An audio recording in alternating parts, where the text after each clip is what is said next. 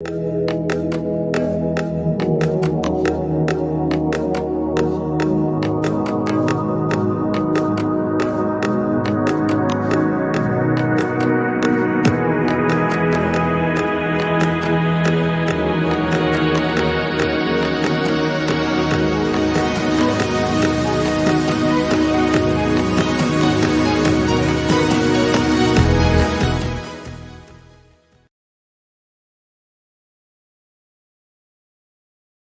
I am so excited. I'm Dr. Frances Richards, and you have probably checked out Black Entrepreneur first episode going live in Vegas. And I am so excited. Our guest today is a speaker, a artist, an advocate, and founder of Angelique Community Arts Center. Welcome, Angelique Daniels. Hello. Thank you so much for having me. I'm super excited to be here. Well, I am excited that you are the first to do our Las Vegas Live. I've given our audience such a brief bio, and I did not tell them that you're an advocate for kidney. I should not leave that out. Okay. But I gave them a brief bio. Why don't you fill in the gaps and share with our audience what you'd like them to know about you and your company? Well, my name is Angelique. I've been in Vegas for close to 30 years, originally from Michigan. I worked in restaurant management for about 30 years. Finally got the courage a couple of years ago to step away from that and follow my true passion. That's always been a side hustle. And opened a community art center about a month ago. But before then, I was doing a lot of mobile stuff, going to people's homes and specializing in paint and sip experiences. I just say paint parties instead of the sip part, because it doesn't always have to be sip, right? And it could be art with a purpose, like maybe a fundraising experience. It could be a team building experience. It could be for mindfulness, health and wellness. So that's my area of expertise. My connection with the organ and donor and transplant community is about 5 years ago, my husband needed a kidney, basically, and it was very, very long, tough, one of the most challenging things in my adult life. He was on dialysis for 2.5 years, and I was a match, but not a healthy match. I had to do some few things and get healthy enough to be able to give him my kidney. And I'm proud to say that he is 5 years kidney strong. And because of that, never wanted to lose sight of the blessing, right? That's not just something you say, yeah, we did this thing. I want everybody to know I did that thing, that we did that thing, that God blessed us in allowing us to be a match.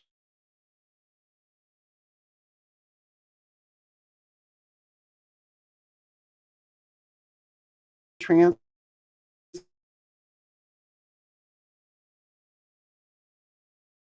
the African American community, we are highly likely, maybe the most likely to need a transplant, but the least likely to donate. So my community art center has an area which is donated, and the whole place is supported by my nonprofit, well, partially supported by my nonprofit, Paint for Kidneys. So people can actually come in and paint for free to experience the joy and the healing part.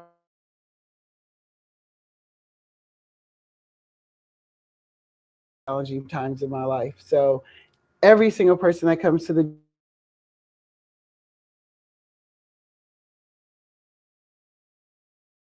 donor network, the Department of Health and Human Services have given me my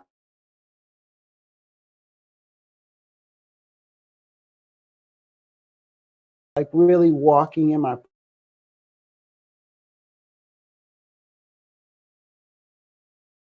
Of walking in your purpose, and how did you get that epiphany? um man, well, always have done art, right? Always as a little girl have done art and just found so much joy in it, and the epiphany to know that I'm actually walking in my purpose is Well, you identify your gift and talent, right? You have to master it, get really, really good at it. Then you have to find a way to serve. So I knew I was operating my gift and my passion, whatever, but that piece of finding a way to serve. And then when this happened with the organ donation process, with my husband's crisis and the family crises, it presented an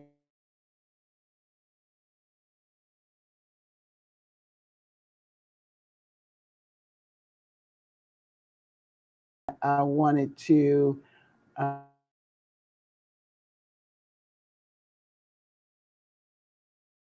opportunity to get in front of more people and really see how art is a vessel to open people up and to help them um, with other challenges like anxiety and depression and all those different things. And just lately, I've been working with teens, which I never thought I'd be working with teens. That wasn't an area of interest. My primary audience looks like you and me, but it's important that we work with our youth. It's so important. And lately I've been working with them and I'm just like, okay, I'm really seeing the benefit of walking in my purpose. And sometimes we get conflicted about that, right? Because when I was doing art before, I was wondering where that purpose lied, but to actually experience it is different from reading it in a textbook. Art helps you with mental, anxiety and depression. But when you actually see it, that's when you know you're walking in your purpose. You get that feeling. It's like a little feeling that you get, right? Speaking of anxiety and it's having some like a therapeutic type emotional healing. And I just feel like we're in a season right now where people are just heightened, they're stressed, they have a lot of anxiety. Talk about the benefit of art and how it can help you emotionally. So that's a really good question. A lot of people think like it's just some like woo woo thing that I'm talking about, right? Oh, you do art and you feel this, but there's science behind it, right? There's and your endorphins, your dopamine. There's science behind what happens when you engage in a creative activity. Period. So, my latest quote that I've been saying is, "I'm just going to let the art do what it do." So when I was working with the teens a couple weeks ago, I could let them come in and I do the tour, and then I introduce the art activity, and then I'm quiet and I put music on, calming music, and I'm quiet. And it's so amazing to see people like their whole like energy shifts, and it's something that you can't really prevent. And I became really interested in that because I've done well over 500 paint parties in the last like 10 years, well over. And I've never had a bad experience with someone that actually came up to me and said, I hated this. I would never do this again. And that's when I got curious about the neuroscience behind it. Why do people feel better? Because like I said, it's the endorphins, it's the natural thing that happens in your body that's elevated, that helps reduce the stress, reduce your blood pressure. And I'm no neuroscience. I'm just starting to get into this part of it, but I'm a witness to it. I'm a witness to it. And I have lots of ladies that I paint with, lots of letters and testimonials of how I've helped them get through some tough points in their life. And like I was saying, like my audience is mostly, I paint with women, mostly women of color. And I think we face some challenges that a lot of other groups don't. And I love being in that space, being able to nurture that segment, which I don't think many other businesses cater to. They really don't. And it's my favorite audience to make African American women feel special. Someone's listening and they want to connect even as a teen, and I'm very connected with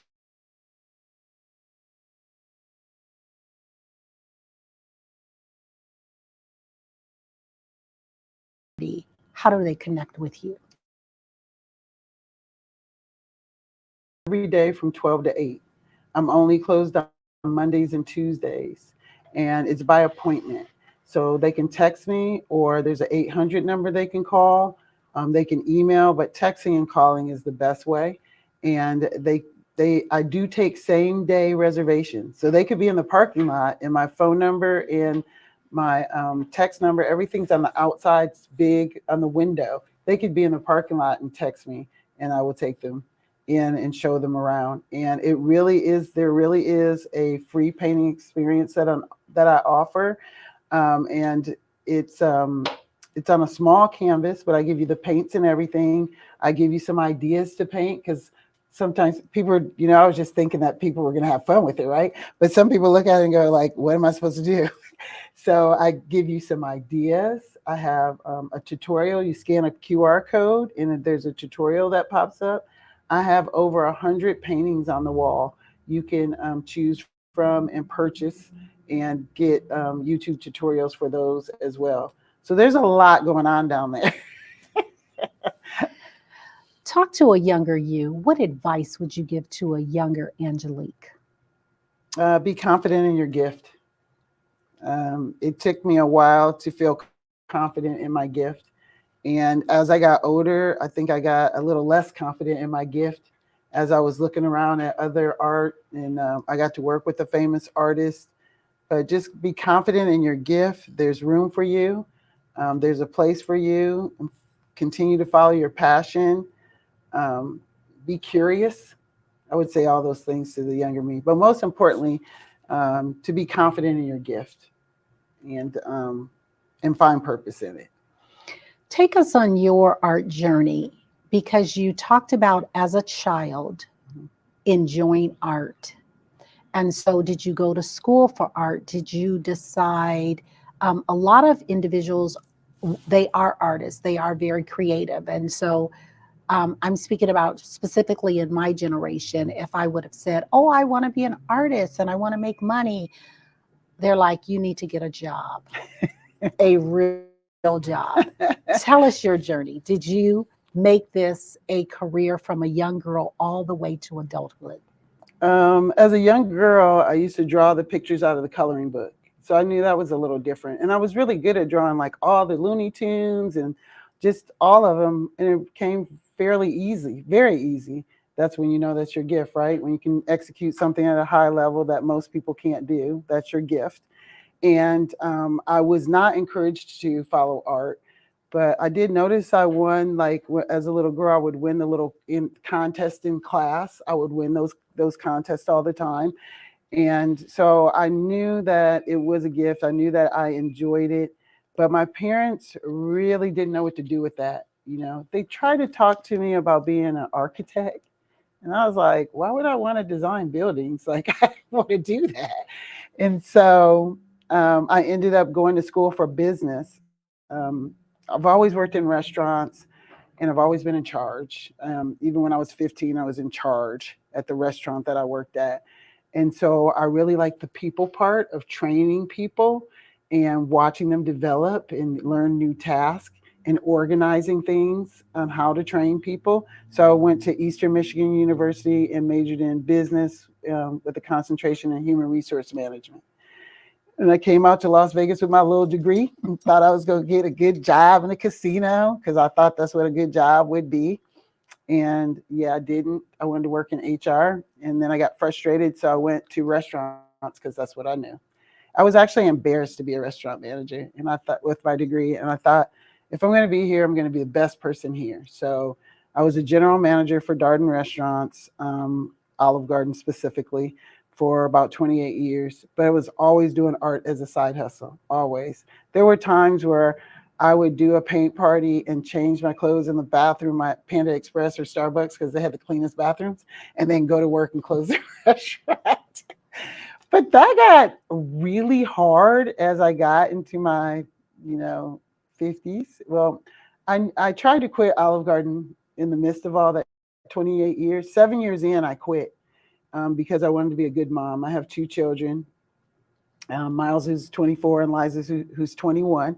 but I didn't have them, and I wanted to be a good mom. In restaurant management, you're all over the place. Your schedule's all over the place. So I quit, and they actually asked me to come back. They made me the first part-time manager in the whole company. They said, well, just 3 days a week. So I thought I could do that. I thought they were going to have to like roll me out. Like I just, with stock options and all my benefits, 5 weeks vacation, I thought I could do that forever. But when your passion is tugging at you, I thought, what if I gave my full attention to what I love to do instead of 50-50? So fast forward 20 something years, it took me that long. My kids just had birthdays and they're in their 20s. And and then, like I said, I left. But during that time, when during that time, I did meet a very, very famous artist. Her name is Miss Annie Lee. I was a big, big fan of hers. And I'm from Michigan. She's from Chicago. And somehow we both ended up in Las Vegas. And I got to work with her and travel with her. And she had fans all over the world, and she chose me. She just really liked me. Somebody invited her to dinner, and she just liked my personality. And I asked her to come look at my collection because I collected figurines of her paintings. And she came to my house that same night, and we just developed a friendship. So to me, like, mentorship is so important, because I would have never thought to do what I'm doing today if I wouldn't have had the chance to work with her, because she was my first millionaire friend.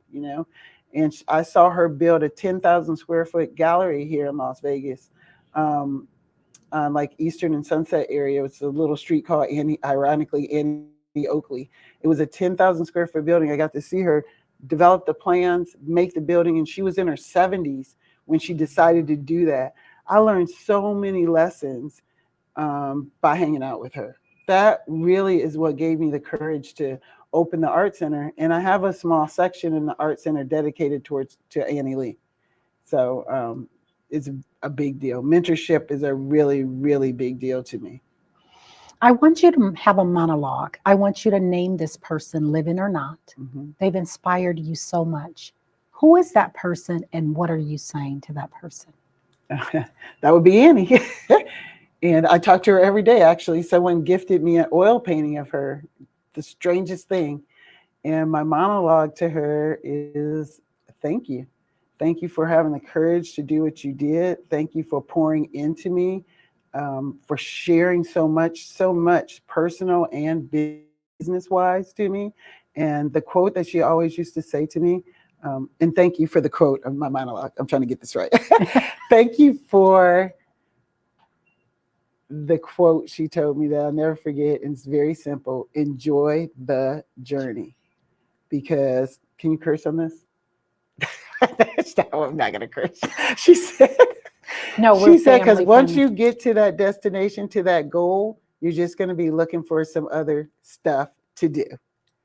And I never forget that. Like, enjoy the journey, good, bad, indifferent. In business, we have those tough moments, Yeah. and you just have to smile, embrace it. What's the lesson? And keep it moving. And I really, really, especially as I'm getting into my 50s, just thinking, enjoy the journey, enjoy the journey, enjoy the journey. And are you still having fun? Are you still enjoying the journey? I am having the time of my life. The art center is a half a mile from my home. That's a blessing. Yes. So on the days which I should actually walk more than I drive, but when I put my little backpack on and I'm walking to that art center, I'm thinking, God, are you really allowing me to do this? Are you really allowing me to do this? And then when I have all the people painting, I I have like an out of body moment where I'm like, look at this, look at this, you know. So the building was actually kind of a fixer upper too. I had looked at it about 4 years ago, wasn't able to get it because my finances and my business weren't strong enough. So when the pandemic hit, I really recognized that I could really do something with this business. Everybody was so sad, and they were in their homes and they needed an outlet. And then to bring people, the families, people were sending me pictures of the family with me, like on a big screen, and they're all painting with me. Like, that's so beautiful, and sending me emails and things like that. So when I went to name the space, I was like, it has to be a community art center because I want, even though most of our people, the people I paint with look like us, look like me, I want more people. I want a broader audience to come and experience it. So yeah, I really feel blessed. I have a friend that does what I do, and she's been doing it for 10 years, and she said, "Oh, that feeling never goes away." Wow. And I love that. Speaking of that, what is something we as consumers we don't know about the paint industry or as an artist that we should know? Mm, And the reason I say that, I've gone to only one paint party in my life, and a sister-in-law did it as a bonding, and I it was not a good experience for me. mhm. And it was they gave us a flower, and she was instructing us. And one thing that I learned about myself is that I don't like instructions. Okay. And so at the end of the paint, I was just like, and it turned out to just be like a black canvas of nothing. And I tossed it in the garbage. So when you talk about the relaxation, the therapeutic piece, the even the neuroscience piece, and I know for me, um, I like movement. I like dance. Ooh, I love this. So for me, it was more stressful than relaxing. That is a really good question. And I don't mean to boast, but it depends on every experience is going to be different depending on the instructor, right? And it's like going to a restaurant, right? You could go to a restaurant and have a very different experience with a very fun server that plays with your kids, that interacts with you and compliments you. And then you have the server that's the food server that's just an order taker, right? And you have a totally different experience, right? So it depends on who you're painting with and where you go. And the name of my business is Paint with Angelique. I went to my first paint party and I can draw, and I was very intimidated because they gave me a blank canvas. So I was like trying to look at how everybody else is doing, and I did not like that feeling. My painting turned out pretty good, but I was very critical of myself. It was very instructional. Do this line, do this line, do this line. She had some like pop music playing. I didn't like I the one experience I did have that really helped me is that when I went, I looked around at all the paintings and I was like, oh, I could do every painting in here. Like this is my groove right here. This is what I should start doing. And I ended up partnering with her. I told her I wanted to do it, and she took me around and showed me some things. But I never forgot that feeling of how I felt. So I always pre-trace all my canvases. They're pre-traced. When people walk in, they're like, "Ooh, I don't have to draw." And I always say, if you would like a blank canvas, I will get one for you because some people want to start from scratch. I've never had that happen, not once. And I encourage people to paint it any way they want. I Mm. give you a reference photo for the OCD people, the people that are going to be obsessed with creating. And I tell them, I cannot even paint the same painting the same twice, nor would I want to. This is art. There are no mistakes. Remember, uh, his name is this, he says happy little accidents, you know, with the big afro. I don't know, his name is escaping me right now, but um, there are no mistakes. And I really encourage people to do whatever they want to do. And we do have movement. An hour after sitting, a paint session is usually 2 hours. After that first hour, Bob Ross, I would have killed myself if I wouldn't have went back to that. Bob Ross is the artist I'm referring to. He always says they're happy little accidents. There are no mistakes. Mm. An hour into the painting, because it's not good to sit. that long, whether you're doing art or whatever, right? It's not good to sit. They say that's a new cancer, right? Sitting so much. So I'm very mindful of that. An hour into it, we do what I call a gallery stroll. Mm. And we walk, I play some fun music and we get up and we walk around and we look at the paintings. And you can only say positive things. Love And I it. tell Love it. people that's supposed to encourage you because you see, we all have an artist within us. It's just been muted Mm. throughout the years because somebody criticized you. I think every kindergartner loves gym class, recess, and art. And someone said something and criticized you about your painting, and then it kind of dimmed it a little bit and dimmed it a little bit.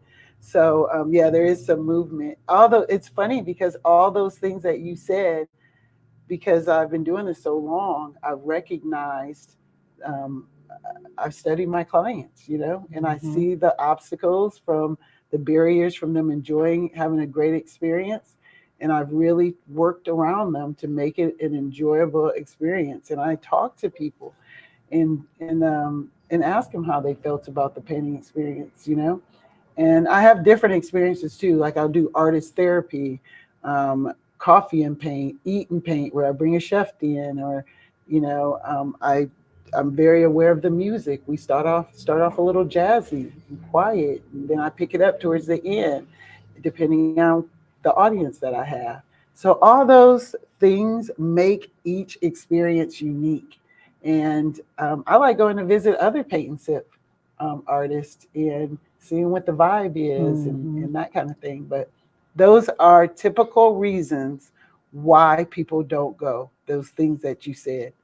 And I think I've removed most of those barriers in how I've designed my paint parties.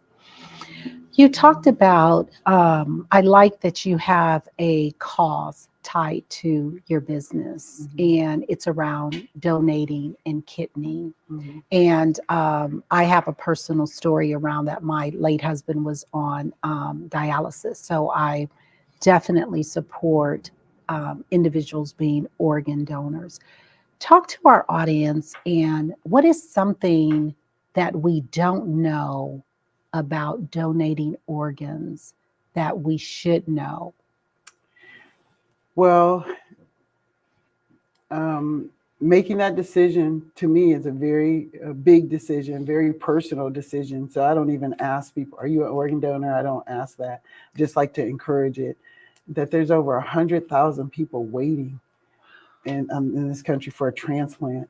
In Nevada, they only do two. They do kidney, and I think they do pancreas or something, just one more organ. So we're trying to I work with Nevada Donor Network. They're trying to get more services here in Nevada.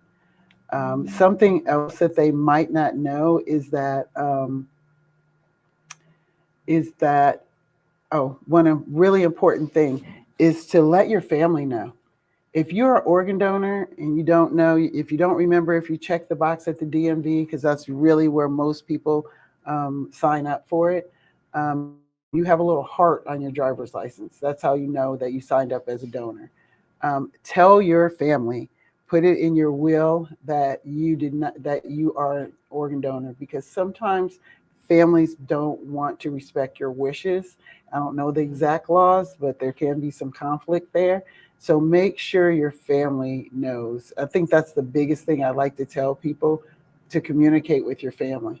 And I think everything else people probably typically know, that, like I said earlier, that we're the least likely to donate and we're the most likely to be in need, and to have the same genetic makeup is the best. So Wow. as an African American, it's better if you get one from an African American. So that alone makes it like super important for our community to know that that you're it's a big deal. It's a big deal. And I don't want to go to all the conspiracy theories and stuff that people have, but I will say they're still going to save your life. They're not going to look at your license first and see if you're an organ donor. There's so many myths. You could still have an open casket. You can donate certain things. Like, it's very, very interesting. And unfortunately, until it strikes your family, it's something that you don't really think about. you know. And I tell people I'm trying to make it less weird. So if you hear somebody needs a kidney, you might say, hey, you know what? I know a lady that donated her kidney. She's actually a living donor, which is pretty rare, right? Most people donate their organs after they're not here anymore. So I get to talk to other people, and they ask me, what do you think? I'm thinking about donating. What's some advice that you could give me? My husband actually talks to people, comforts people on dialysis since he was on it for 2.5 years. So I did art through that whole process. I have a whole series of paintings I did through the process. They have one of the paintings at Mayo Clinic in Arizona. That's where we did our transplant services. I really have a dream, because we keep dreaming, right? We keep thinking of what else I could do. I want to have a painting in every dialysis center, and Wow. with our number two, that they could call us for support.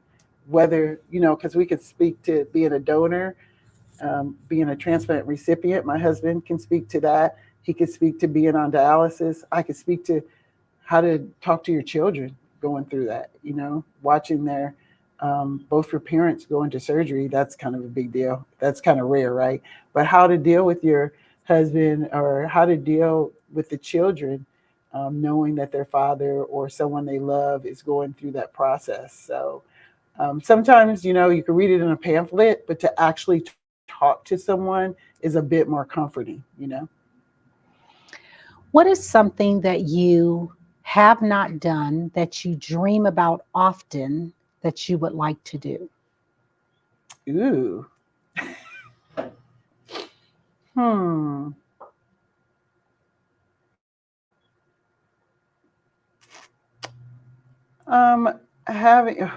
Having building a big community of artists, no matter the novice artist or the big artist, someone that's very well established, having a big community in a big space where we can encourage each other, and display their art, give everyone the opportunity to have an art show, and to be the go-to hub in Las Vegas that, oh, you have got to go to Angelique's Community Art Center. You're not going to believe it.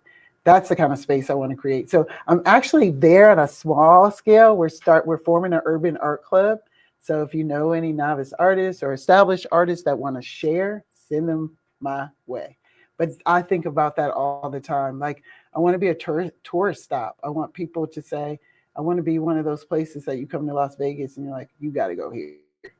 And I Yeah. love being able to share the Annie Lee story, because she passed away in November 2014, and her audience was a little bit older. And so being able to share with younger people and keep her legacy alive is a big deal for me too. Speaking of legacy, when it's all said and done, how do you want to be remembered? I want to be remembered as a good mom, a good wife, a good servant. I am a God-fearing woman, so those things are very, very important to me. And just someone that contributed to her community. You know, that's big for me. I want to make sure that I do my part in serving others. So I'd like to be remembered as that. That someone, and I love that the art that I do, because I get such an intimate interaction with people, and you get to take that home. So I run into a lot of people that say I have that painting, and I think about, I painted that with my mom and she's not here anymore. Wow. Or I remember I was going through something and I got to paint that with you. And a lot of artists, you don't get that personal interaction with someone. So um, I feel very fortunate in the style of art that I do, that people think about me a lot. And I feel like I feel that energy, that love from the community. Let's talk about raising capital. How did you raise capital to start your business? Funny thing, someone asked me that the other day. Like 2 days ago, I got a call. I worked on a job for 28 years, so I saved my money, and I don't have investors. I'm still learning. I really am still learning about all that. I just I got with a grant writer to help me with my nonprofit. Okay. If anybody wants information on grants, I can help them with that, or a go-to person for that. I could make up a big old story, but the truth of the matter is, I just bet on me, and I did it with the money that I saved from working. I paid off all my bills before I made that leap. People ask me that all the time about how did you quit your job? And because I quit, I didn't retire. It's 28 years. It wasn't, I mean, I had a 401k, but I'm not getting a check from Darden Restaurants every month. It's funny because your mom can give you such wisdom. I was so miserable in the last few months. Um, I just was too scared to leave. I was like, I've been getting the same paycheck. We got paid every week, not every 2 weeks, every week. And I was like, I can't. I just can't. I just can't. And it was just tugging at me and tugging at me. And my mom's like, you'll know when it's time to go. So I started formulating a plan, right? Why are people really scared most of the time to follow their dreams? Because they don't feel like they're going to be able to afford to take care of themselves or their family. It's financial. Right. It's Right. always financial, I think. I could be wrong. I think you have faith in your gift and talent once you build up that confidence, right? But I think that final factor, that last thing is, am I going to be able to afford X, Y, and Z? Am I going to be able to provide, right? So I paid off most of my bills before I took the leap, and it worked out. And now that I'm in the midst of it, I am getting a grant writer. I am, I have a good business plan of how, to finance the center and everything. But initially it was just me, not investors. And I'm kind of happy that it worked out that way. I don't have to answer to anyone right now. And I don't owe anybody any money. That's a good thing. Angelique, if you Mhm. conducted this interview, what is the one question you would have asked yourself? I want you to ask the question and answer it. Ooh. I hear a lot of interviewers say if there was one law that you could make that everyone had to follow, what would it be? Right? And I think the golden rule is always mine. Just do unto others as you would have them do unto you. And the world would be such a better place. You would think twice before you said something, you'd think twice before you did something. And if you think about how it would affect you and how you would like that to happen to you, the world would be a much better place. We've come to the part of our interview. It's called Rapid Round of Fun. I'm Uh-oh. going to ask you a series of questions, and I'd like you to give me very quick answers. If there's something you desire not to answer, I want you to say pass. Are you ready for the rapid round of fun? Yes. The last movie you saw, Bad boys. you relaxed doing what? Painting.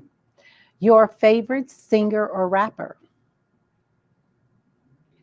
Kurt Franklin. your ideal car, Oh, I own it already. It's an Audi convertible.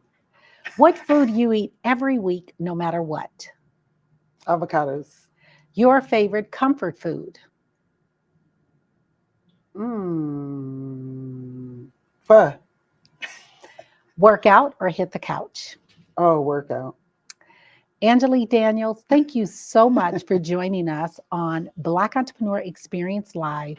Before we let you go, share with our audience the best way for them to connect with you, to do business with you, and feel free to leave all your social media handles. Oh, the best way is to follow me on Instagram. I go live every Wednesday at 8 o'clock on Instagram and Facebook. So that's a great way to connect with me live because I want to get to know you and you can get to know me. You could text me at 702-271-3151, 702-271-3151 to set up an appointment to come visit the Art Center. You could drop by the Art Center at 8140 Southeastern. It's on the corner of Eastern and Windmill in the Big Lot Shopping Center. So you could stop by 12 to 8. There's a little doorbell. You can ring the doorbell. I am closed on Monday and Tuesday. I am on every social media platform, like I said, under my name, Angelique Daniels, or Paint with Angelique on Facebook, Paint with Angelique on Instagram. I'm also on LinkedIn. I'm on TikTok. I'm everywhere. Paint with Angelique. Thank you, Angelique Daniels. That's a wrap. Thank you.